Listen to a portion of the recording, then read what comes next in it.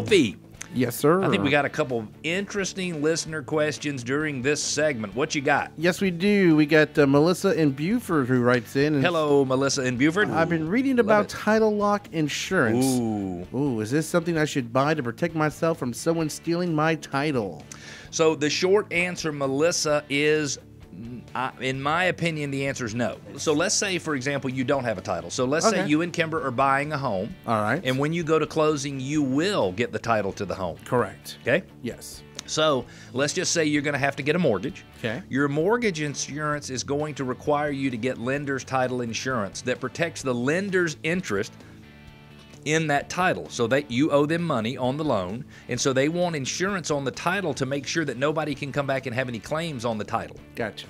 Okay. You and Kimber, if you're putting 10% down, your house is $300,000, you're putting $30,000 down, so you have $30,000 you could lose if it turns out that you did not have real interest in the title. If somebody had forged the document or somebody had superior interest somewhere back in the chain of title, you might not very well own that piece of property after all. So you would probably buy a one-time expense owner's title insurance policy at closing, and it protects your interest in the ownership of that property. What Melissa is asking about is title lock insurance. You know how you can get credit monitoring? Yeah. It's like credit monitoring for the title of your property. All right. So it will tell you if someone does something to take the title out of your name or to record another mortgage against your property, it will tell you about that. The risk of somebody transferring title out of your name fraudulently, now, I mean, maybe your husband would do it, or your wife might do it, or a relative might do it, but you have insurance to protect the interest in that title. So if you own your property and you have owner's title and somebody transfers your title out of your name illegally, you are protected by the owner's title insurance company, and whoever gets the title to your property would be protected by none. Alfie, I think we've got another question from a listener, sir. Yes, we do. This is from Kelly in Duluth.